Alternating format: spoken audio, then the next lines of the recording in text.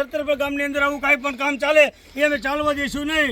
ઉપલા અધિકારીને ભાજપના જે કાર્યકર્તાઓ કંઈ કર્મચારીઓ જે છે આમાં જેની મિલીભગત હોય એ દરેકને કહેવામાં આવે છે કે આ કામ ચલાવી લેવામાં આવશે નહીં. તમે ખાસ ને ખાસ નોંધ લો. એ લોકો પોતે એમ કહે છે કે અમારે આમાંથી રેતી નીકળે એ જ રેતી વાપરવાની છે, તો રેતી વાપરવા દેવામાં આવશે નહીં. આ દરિયાની ખારા પાણીની રેતી છે અને આ શેક ડેમ રેડી તમે જોઈ શકો છો. જે રેતીનો વિડીયો અમે લોકો ઉતાર્યો છે એ લોકોનું કર્મચારીનું કહેવાનું એવું છે કે અમારે આમાંથી જે રેતી નીકળે એ જ રેતી વાપરવાની છે. તો એ રીતનું કામ અમારે આજે નથી કરવાનું ને કાલે નથી કરવાનું. રેતી હારી હોય તો જ કામ કરવા દેવાનું છે, નકર અમારે ગામની અંદર બંધારો ભલે ન બંધાય, અમારે આ રેતી હાલવા દેવાની થતી નથી.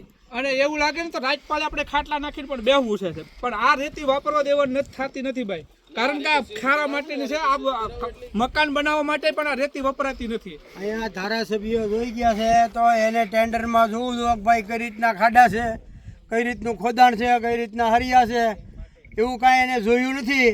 ને એમને જોઈને હાલતા થયા એટલે હું આ શેક ડેમમાં પૈસા સરકારે એટલા રૂપિયા ફાળવ્યા તો એમને વેસ્ટ જવા દેવાના છે. આ સરકાર સ્થળ ઉપર આવીને જોઈને એમને વ્યૂ જોવાનું. તો 5 જણાને બોલાવો તો બધા ગામવાળાને, દરેહરાવાળાને બોલાવો તો, લીલીવાવાને, દકાનાવાળાને, જે ગામને લાગુ પડે એને બધાને બોલાવો જોવે, અંતરપરવાળાને બોલાવો જોવે. તો એ 5 જણા આવીને બધું જોઈને ઉઈ ગયા એમ તો હાલે. આ સરકારના પૈસા વેડફાય છે એટલે સરકારના પૈસા વેડફાવા દેવાના નથી.